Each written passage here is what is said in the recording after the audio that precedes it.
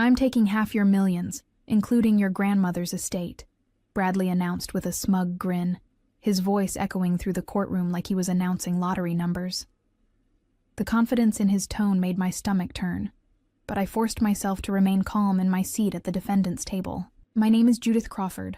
I'm 45 years old, and I never imagined I'd be sitting in a divorce court in Nashville, Tennessee, watching my husband of 5 years attempt to steal everything I'd worked for my entire life." Bradley sat across the room with his attorney, looking like he'd already won the lottery. His expensive suit, one I'd paid for, of course, was perfectly pressed, and his golden hair was slicked back in that way that used to charm me but now made me sick. "Your Honor," Bradley's attorney continued, "my client is entitled to half of all marital assets, including the substantial inheritance Mrs. Crawford received during their marriage." The lawyer's briefcase was stuffed with documents, all of them outlining how Bradley planned to walk away with my grandmother's hard-earned money. I watched the courtroom spectators lean forward in their seats, clearly fascinated by what they assumed would be a massive financial settlement. Some of them were probably calculating the numbers in their heads, wondering how much Bradley would walk away with. A few reporters had even shown up, drawn by whispers of a multi-million-dollar divorce case involving a prominent Nashville businesswoman. Judge Richardson, a stern woman in her 60s with steel-gray hair, reviewed the initial paperwork with a neutral expression. She'd been presiding over family court for over 20 years, and I imagined she'd seen every trick in the book. But something told me she hadn't seen what I was about to reveal. Bradley turned slightly in his chair to flash me what he probably thought was a victorious smile. The audacity of it made my blood boil. This was the same man who used to bring me coffee in bed, who claimed he loved me for who I was, not what I had. 5 years of marriage, and it had all been a lie. The courtroom felt oppressive, with its dark wood paneling and the weight of legal proceedings hanging in the air. Outside, I could hear the distant sounds of Nashville traffic, people going about their normal lives while mine was being dissected in front of strangers. I clutched my purse tighter, feeling the envelope inside that would change everything. "Mrs. Crawford," Judge Richardson addressed me directly, "do you have any response to these claims?" I stood slowly, my heart pounding but my resolve stronger than ever. This was the moment I'd been waiting for, the moment when Bradley's greed would finally catch up with him. "Your Honor, I believe there's something the court needs to see." Looking back, I should have seen the warning signs much earlier in our relationship. Bradley had swept me off my feet during a particularly vulnerable time in my life. I'd just turned 40 and was running my consulting firm, Bright Veil Analytics, with modest success, but little time for romance. My grandmother had been my closest companion until her death 3 years before I met Bradley, and I was still grieving her loss when he appeared at a business conference in Memphis. He was charming, attentive, and seemed genuinely interested in my work helping small businesses optimize their operations. "You're brilliant," he'd say, watching me review financial reports. "I've never met anyone who understands numbers the way you do." At the time, I thought he was impressed by my intelligence. Now I realized he was calculating my net worth.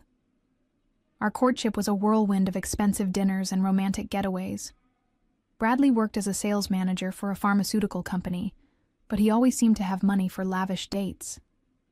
"I believe in investing in the people I care about," he'd say when I questioned his spending. I was flattered by his attention and generosity, not realizing he was already planning his long-term investment strategy.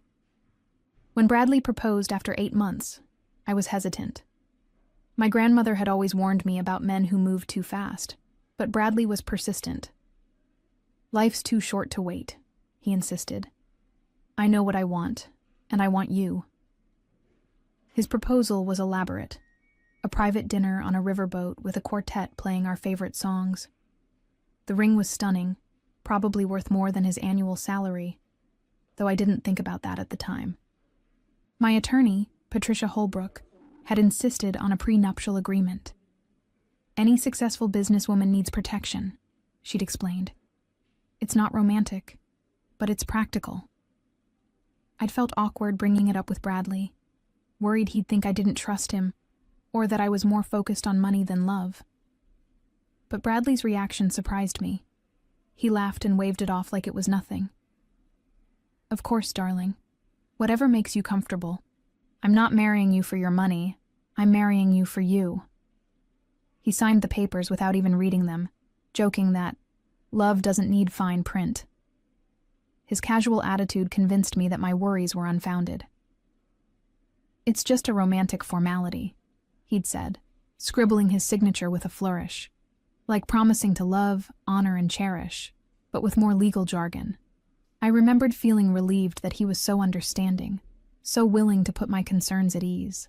Patricia had been thorough in crafting the agreement, protecting not just my existing assets but any future inheritance or business growth. Your grandmother's estate will eventually come to you, she'd reminded me. This ensures it stays in your family where it belongs. At the time, I thought she was being overly cautious. Now I realized she'd been absolutely prescient. The real shock came 18 months into our marriage when I received the call about my grandmother's estate. She'd left me everything. Her house, her investments, her collection of rare books, and $2.8 million in carefully managed funds. It was far more than I'd ever expected, and the inheritance transformed my financial situation overnight. Bradley's reaction to the news had been telling, though I'd missed the significance at the time. His eyes had literally lit up when I told him about the money. $2.8 million, he'd repeated, as if he couldn't quite believe it. Judith, we're rich. The way he said "we're" should have been my first clue. From that moment forward, Bradley's spending habits changed dramatically. He quit his job within 6 months, claiming he wanted to explore new opportunities and be there to support my success. What he actually did was spend my money like it was his own personal allowance. He bought a luxury car, supposedly for networking purposes. He invested in a friend's restaurant without consulting me, losing $30,000 when the business failed within a year. He booked expensive vacations, joined an exclusive golf club, and started dressing like he'd always been wealthy. Every time I questioned a purchase, he'd remind me that we're partners and that couples should trust each other with financial decisions. The breaking point came 6 months ago when I discovered Bradley had been telling people at the country club that the inheritance was family money that belonged to both of us. He'd started introducing himself as an investor and entrepreneur, conveniently forgetting to mention that all his investments were made with my grandmother's carefully preserved wealth. When I confronted him about his lies and his spending, Bradley became defensive and then cruel. You act like it's some big secret that I married up, he'd snapped.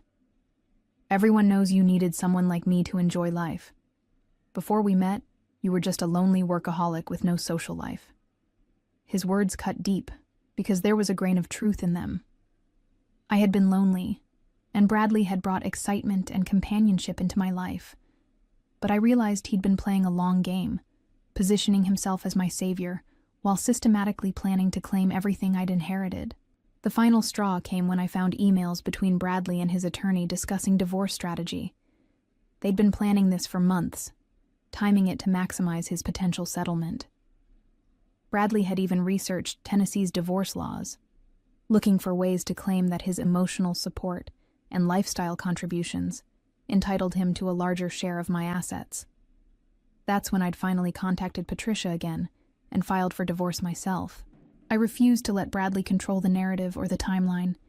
If he wanted a fight over my grandmother's money, I'd give him one, but it wouldn't go the way he expected. Now, standing in this courtroom, I was ready to show Bradley and everyone else exactly what his greed had earned him. I reached into my purse and withdrew the manila envelope that Patricia had prepared for this exact moment. The courtroom was completely silent, except for the soft rustle of paper and the distant hum of the air conditioning system. Bradley's confident expression faltered slightly as he watched me approach the judge's bench. "Your Honor," I said, my voice steady and clear. "I believe the court needs to review this document before proceeding with any asset division discussions." Judge Richardson extended her hand and accepted the envelope. "What is the nature of this document, Mrs. Crawford?" "It's a prenuptial agreement, Your Honor. One that my husband signed before our marriage 5 years ago." The change in the courtroom atmosphere was immediate and electric. Bradley's attorney, a thin man named Gerald Weston, shot up from his chair like he'd been stung. "Your Honor, we were not made aware of any prenuptial agreement. This is highly irregular." "Sit down, Mr. Weston," Judge Richardson commanded, already breaking the seal on the envelope. "I'll examine the documents and determine their validity." I returned to my seat, keeping my eyes focused on Bradley. His face had gone from confident to confused to something approaching panic in the span of 30 seconds. He was whispering frantically to his attorney, gesturing toward the judge's bench. I could make out fragments of his urgent words. "She never mentioned." And "how is this possible?" Patricia Holbrook, my attorney, remained perfectly calm beside me. She'd been preparing for this moment for months, ensuring every detail of our strategy was foolproof. "Just watch," she whispered to me with a small smile. Judge Richardson was a thorough reader, taking her time with each page of the agreement. The document was comprehensive. Patricia had made sure of that 5 years ago. It outlined exactly which assets were protected, which debts would remain separate, and most importantly, how any future inheritance would be handled. "This appears to be a properly executed prenuptial agreement," Judge Richardson announced, after several minutes of careful review. "It's dated 6 weeks before your marriage, witnessed by 2 notaries, and signed by both parties." Bradley's attorney looked like he wanted to disappear into his chair. I realized that Gerald Weston had filed this divorce case without doing basic due diligence. He'd assumed, just like Bradley, that the marriage was a straightforward asset grab. "Your Honor?" Bradley suddenly stood up, his voice cracking slightly. "I need to see that document. I don't remember signing anything like that." The judge's eyebrows rose at Bradley's outburst. "Mr. Crawford, please remain seated and allow your attorney to handle these proceedings." But Bradley was spiraling now, his carefully constructed confidence crumbling. "Judith, what is this? You never told me this was some kind of legal trap." "Mr. Crawford." Judge Richardson's voice cut through the courtroom like a whip. "You will remain silent, or I will hold you in contempt. Your attorney may request to review the document through proper channels." Gerald Weston approached the bench with obvious reluctance. I watched him examine the prenuptial agreement, his face growing paler with each page. He returned to his table and began whispering urgently to Bradley, who was shaking his head in disbelief. The courtroom spectators were now fully engaged, sensing that something dramatic was unfolding. I could hear muffled conversations and the scratching of reporters' pens as they tried to capture every detail of Bradley's public humiliation. "Your Honor," Gerald finally addressed the court, his voice notably lacking its earlier confidence. "My client would like to request a brief recess to review these documents more thoroughly." Judge Richardson checked her watch. "Mr. Weston, did you not conduct discovery regarding potential prenuptial agreements before filing your asset claims?" The attorney's silence was answer enough. Bradley had been so confident in his strategy that he'd never even mentioned the possibility of a prenup to his lawyer. Gerald Weston had been blindsided just as much as his client. "I'll give you 10 minutes to review the document," Judge Richardson declared, "but I should warn you that this appears to be a legally binding agreement that significantly impacts your client's claims." During the recess, I watched Bradley and his attorney huddled in intense conversation near the courtroom windows. Bradley's gestures were becoming more animated and desperate as Gerald explained the implications of the prenuptial agreement. Even from across the room, I could see the exact moment when Bradley realized his plan had completely backfired. Patricia used the time to review her own notes and prepare for what she knew would be Bradley's last-ditch attempts to challenge the agreement. "He's going to claim fraud or duress," she predicted quietly. "Men like Bradley always blame everyone else when their schemes fall apart." She was right. When court resumed, Gerald Weston immediately launched into a desperate legal argument. "Your Honor, my client believes he was deceived about the nature of this document. Mrs. Crawford presented it as a romantic formality, not a comprehensive asset protection agreement. Judge Richardson looked distinctly unimpressed. Mr. Weston, are you claiming your client signed a legal document without reading it? Your Honor, my client trusted his wife-to-be. He believed she was being honest about the document's scope and implications. I had to bite my tongue to keep from laughing. Bradley had always prided himself on being a shrewd businessman, someone who could read people and situations. Now his attorney was arguing that he was too trusting and naive to understand a legal contract. The document is clearly labeled as a prenuptial agreement, Judge Richardson observed, flipping through the pages. It includes standard warnings about seeking independent legal counsel.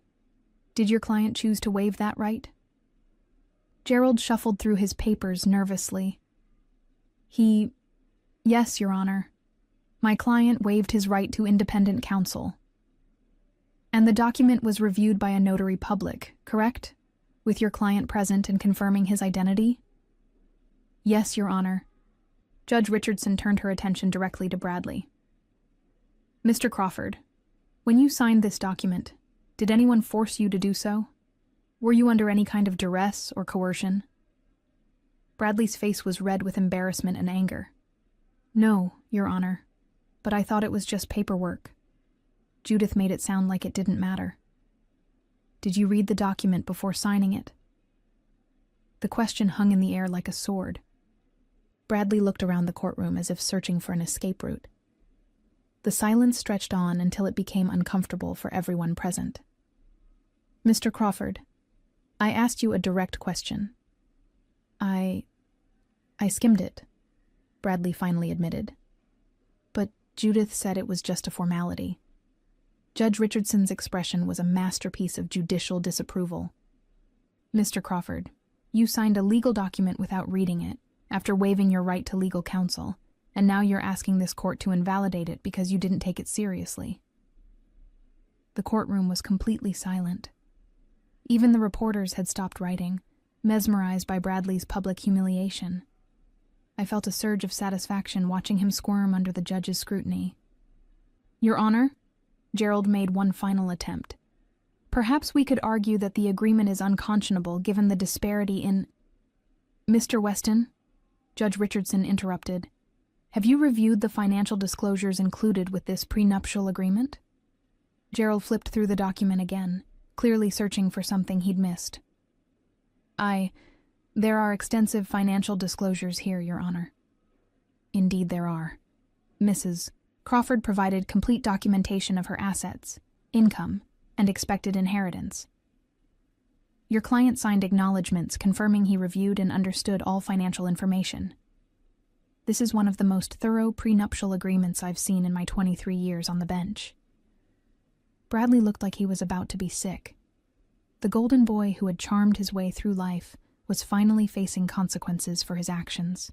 Judge Richardson cleared her throat and began reading directly from the prenuptial agreement, her voice carrying clearly through the silent courtroom. Section 4, Paragraph A.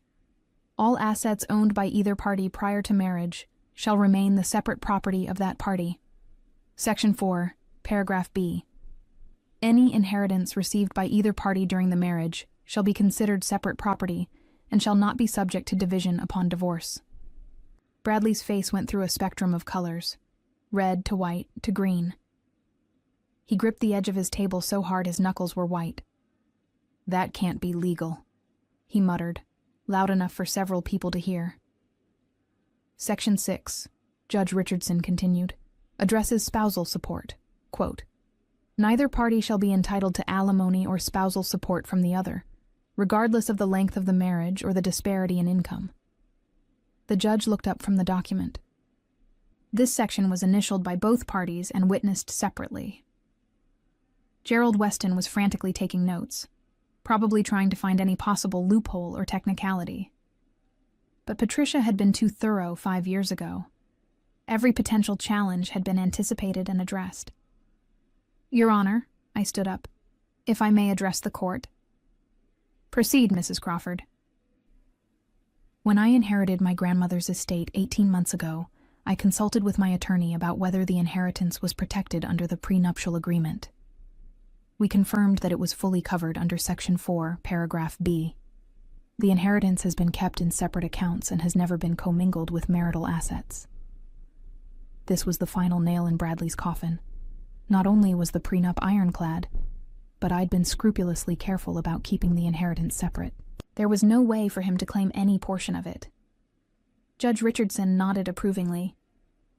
Mrs. Crawford, did you use any portion of your inheritance for marital expenses or joint purchases? No, Your Honor. I maintained my regular income for household expenses. The inheritance has remained completely separate. Bradley exploded. That's not true. She bought things for us. She paid for vacations. Mr. Crawford, Judge Richardson's voice was ice cold. You are out of order. Sit down immediately. But Bradley was beyond reason now. His carefully constructed facade had completely crumbled. This is insane. I've been with her for 5 years. I supported her emotionally. I gave up my career. You quit your job to spend my money, I said quietly, unable to help myself. Mrs. Crawford, Judge Richardson warned, but her tone was almost amused. Gerald was tugging on Bradley's jacket, trying to get him to sit down and stop making things worse. But Bradley was in full meltdown mode, his true nature finally showing through. She trapped me, Bradley shouted. She made me think we were partners. She let me believe that money was ours. Mr. Crawford, if you cannot control yourself, I will have the bailiff remove you from my courtroom.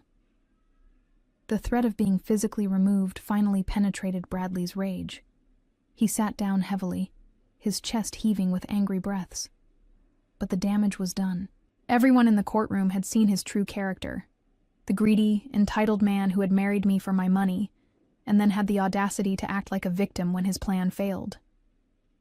Judge Richardson reviewed the final pages of the prenuptial agreement with deliberate care.